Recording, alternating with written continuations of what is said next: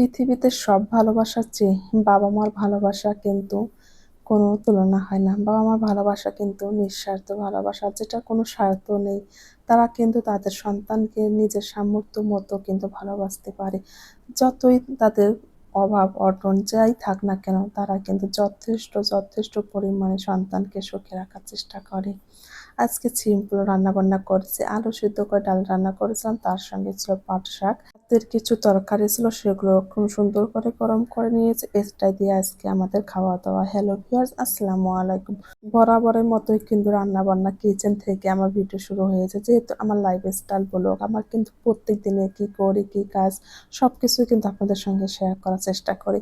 এই তো রাইস কুকারে ভাত বসিয়ে দিয়েছি এবং রাইস কুকারে কিছুটা আলু সিদ্ধ করে নিয়েছি। যেহেতু অল্প কিছুটা আলু সিদ্ধ করছে, সেজন্য আমি রাইস কুকারে সিদ্ধ করে নিয়েছি। এখানে আমি সুন্দর করে মরিচ, পেঁয়াজ এবং কিছুটা রসুন ভেজে নিয়েছি। এর মধ্যে কিন্তু আলুগুলো দিয়ে দিয়েছি। এভাবে একটু ডাল রান্না করব। বেশি রান্না করছি না, যদিও অল্প একটু রান্না করেছি। আর ফ্রিজে কিছুটা পাট শাক আছে, সেগুলো এখন নামিয়ে নেব। এদিকে তোমার ভাত রান্না করা হয়ে গিয়েছে। ভাতগুলো এত পরিমাণে ঝরঝরে হয়ে গিয়েছিল, যেটা বলার মতো না। এই তো ফ্রিজ থেকে গরুর মাংস এবং ঢেঁড়স ভাজি ছিল, সেগুলো নামিয়ে নিয়েছি। তার সঙ্গে পাট শাকগুলো নিয়েছি, পাট শাক ভাজি করব। পাট শাক খেতে না আমার অনেক বেশি পছন্দ। এই শাকগুলো যে আমার এত বেশি ভালো লাগে, আর কিছুদিন ধরে কিন্তু পাট শাকটা বেশি খাওয়া হচ্ছে। এই তো শাকগুলো এখন সুন্দর করে আমি ধুয়ে নিচ্ছিলাম, তারপর কিন্তু রান্না করে নেব। সকালবেলা হলে না কি রান্না করব এটাই কিন্তু একমাত্র চিন্তায় মাথায় আসে। প্রত্যেকটা মেয়ে কিন্তু এই চিন্তায় মনে করে, আমার মনে হয়। আমার কিন্তু প্রত্যেকটা দিনে এটা চিন্তা করতে তো ৫-১০ মিনিট চলে যায় যে কি রান্না করব। এই তো আমার কিন্তু ডাল রান্না করা হয়ে গেছে। এখন গরুর মাংসগুলো আমি কিন্তু সুন্দর করে গরম করিয়ে নেব। তার সঙ্গে কিন্তু গ্যাসের চুলায় আমি কিন্তু শাকগুলো বসিয়ে দিচ্ছি। রান্নাবান্না করতে কিন্তু বাসা থেকে ফোন এসেছে। আমার মায়ের সঙ্গেও কথা বলছিলাম।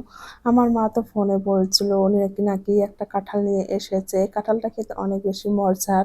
উনি বলছিল যে ফ্রিজে রেখে দেব, নাকি আমি যাওয়ার পর সিদ্ধ করে খাওয়াবে। আমাদের এলাকায় কিন্তু কাঁঠাল সিদ্ধ করে খাওয়া হয়, অনেক বেশি মজার লাগে। যদিও এখন পর্যন্ত আমরা কাঁঠাল খাইনি, যেহেতু আমি কাঁঠাল একটু কম পছন্দ করি, আর মোরসালিনও কিন্তু খেতে চায় না। আম কিন্তু আমাদের প্রত্যেকটা দিনে নিয়ে আসা হয়, কিন্তু কাঁঠালটা নিয়ে আসা হয় না, যেহেতু বাসা বাড়িতে আমাদের লোক সংখ্যা খুবই কম। আর এনে যে নষ্ট করব সেটা আমার একদমই ভালো লাগে না, সেই জন্য কিন্তু কেনা হয় না। আর মা তো একদিক থেকে ফোন দিচ্ছে যে তুমি আসো আসো, সবাই মিলে থাকলে না অনেক বেশি ভালো লাগে। আর গ্রামে যখন ছিলাম, আমার মা কিন্তু কাঁঠাল সিদ্ধ করে আমাকে দিত। আমি কাঁঠাল সিদ্ধ করা এত বেশি পছন্দ করি, যেটা বলার মতো না। একমাত্র বাবা মাই আছেন যারা খোঁজ নেওয়ার মতো।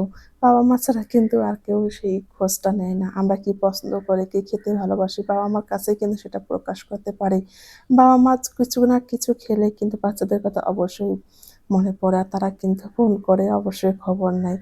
যাই হোক, এই তো আমার রান্নাবান্না কমপ্লিট। আজকের খাওয়া-দাওয়া কিন্তু আমি অনেক বেশি মজা করে খেয়েছি। এরপর তো মোরসালান বায়না ধরেছে তার বাবার সঙ্গে অফিসে যাবে। মোরসালান কিন্তু ২ দিন আগে ওর বাবার সঙ্গে অফিসে গিয়েছিল। আজকেও সে বায়না ধরেছে আজকেও যাবে।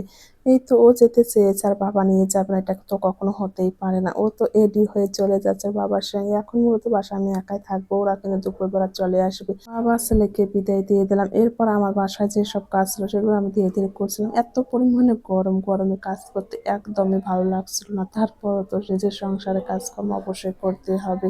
সবাই ভালো থাকবেন, সুস্থ থাকবেন। আল্লাহ হাফেজ।